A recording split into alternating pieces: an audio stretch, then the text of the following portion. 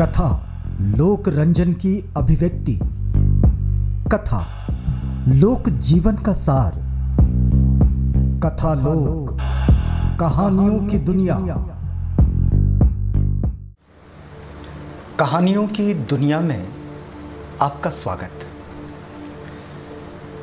इस वक्त हम लोग जो कहानी सुना रहे हैं आपको, वो कहानी है यमक वग्गों से।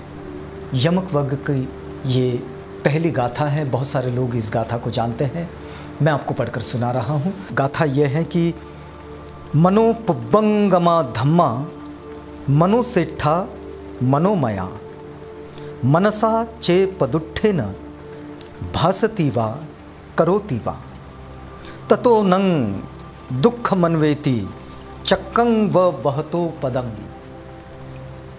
मतलब इसका ये हुआ कि मन सभी प्रवृत्तियों का प्रधान है, मूल है, और सभी धर्म चाहे वह अच्छे हो या बुरे। अब इस बात में थोड़ा सा समझने की बात है कि धर्म का मतलब होता है वो रास्ता, वो मार्ग जो हमने जीवन यापन करने के लिए धारण किया है। तो ये धर्म मन से ही उत्पन्न होते हैं, चाहे अच्छाई उत्पन्न हो वो भी, और चाहे बुराई उत्पन्न हो वो भी।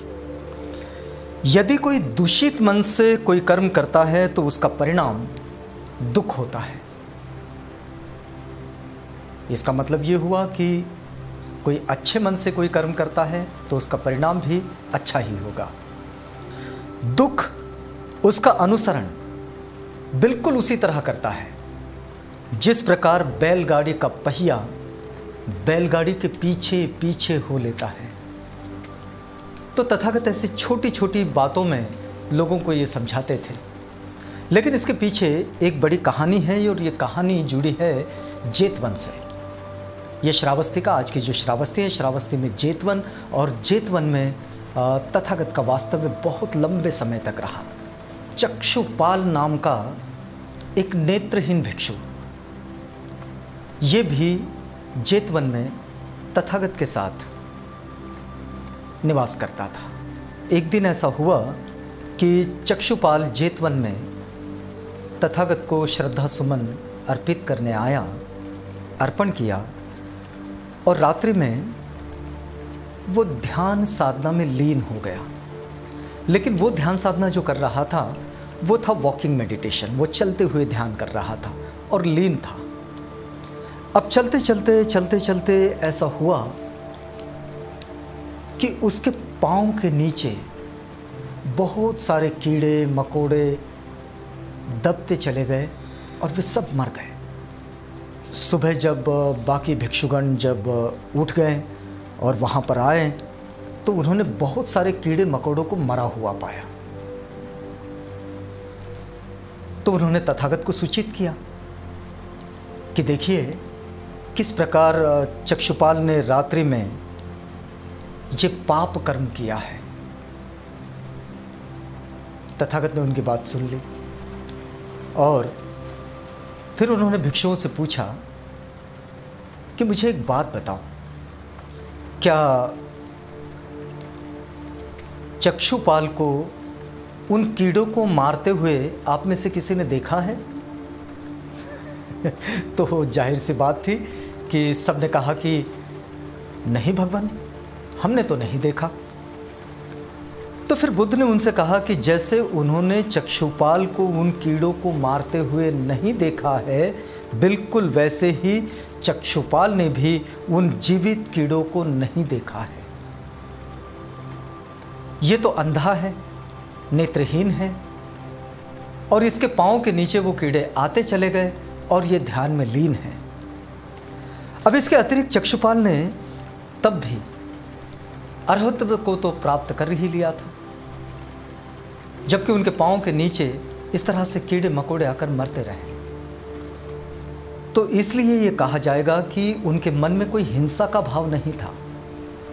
ये सामान्य रूप से घटित हुई एक प्रक्रिया थी, और इस प्रकार चक्षुपाल निर्दोष है।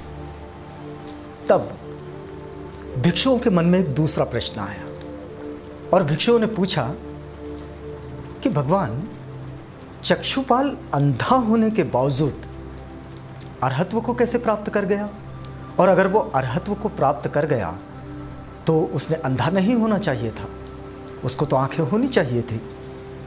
तो तथागत ने उनको एक कथा सुनाई और वो कथा उनके पूर्व जीवन की कथा है।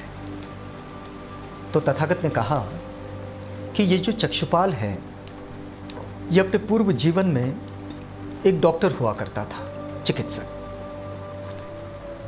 और ये चिकित्सक नेत्रों का चिकित्सक था, आंखों का इलाज करता था।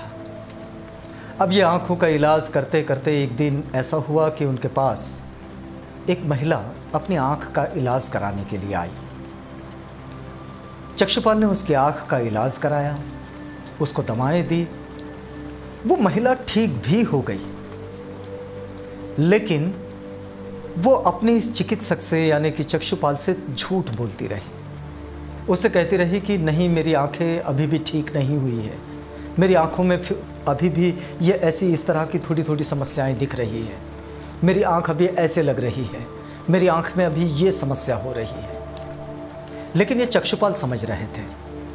तो चक्षुपाल ने क्या किया, एक ऐसी दवा दे दी कि जिसके कारण वो महिला नेत्रहीन हो गई, उसकी आंखों की दृष्टि चली गई।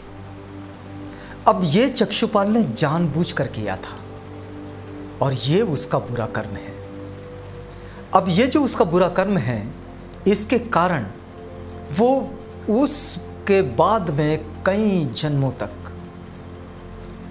नेत्रहीन ही जन्म लेता रहा, उसकी आंखों में कभी दृष्टि नहीं रही। और अब तक तो ये जो इस तरह का जो बुरा कर्म चक्षुपाल ने किया, उसके कारण वो ऐसा ही पैदा होता रहा। इस बात को सुनकर भिक्षुओं ने ये जो समझा कि हमारा जो मन है, इस मन में जो जो भी उत्पन्न होता है उसका परिणाम हमें बहुत लंबे समय तक भुगतना पड़ता है। और इस कथा की जो सीख है, वो सीख भी यही है कि हमारे अनुभवों का जो निर्माण है वो हमारे विचारों से होता है। अगर हम बुरे विचारों से कर्म करते हैं तो उसका परिणाम भी बुरा होता है, अगर हम बुरे विचारों से बोलते हैं तो उसका परिणाम भी बुरा होता है। और इसलिए हम अपने दुखों से तब तक मुक्त नहीं हो सकते जब तक हम अपने बुरे विचारों से मुक्त नहीं होते हैं। और यही इस कहानी की सीख भी है कि यदि हमें दुखों से मुक्ति चाहिए है तो फिर हम अपने बुरे विचारों से मुक्त हो जाएं। कथा विश्व का आज का जो ये पाठ है वो बस इतना ही। कथा विश्व में आप बने रहिएगा हमारे साथ। हम अगली कड़ी में आपसे फिर मिलेंगे और एक नई कहानी आपको लेकर आएंगे। कथा विश्व, कहानियों की दुनिया। कथा लोक रंजन की अभिव्यक्ति, कथा लोक जीवन का सार, कथा लोक कहानियों की दुनिया।